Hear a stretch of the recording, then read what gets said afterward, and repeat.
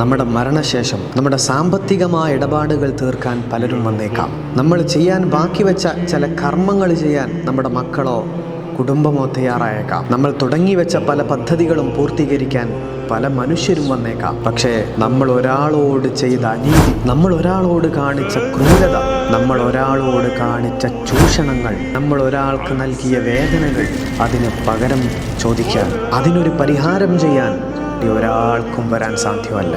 ഒരാളുടെ മനസ്സിനെ വേദനിപ്പിച്ചതിന് മാപ്പ് പറയാൻ ഒരാളും തന്നെ വരാൻ പോകുന്നില്ല. ഏത് സമയത്താണ് മരിച്ചു പോവുക എന്ന് തിരിച്ചറിയാൻ പറ്റാത്ത ഒരു ലോകത്ത് എപ്പോഴും ഹൃദയശുദ്ധീകരണം, പകയില്ലാത്ത അസൂയയില്ലാത്ത മനസ്സുമായി ജീവിക്കുന്നതാണ് ഏറ്റവും നല്ലത്.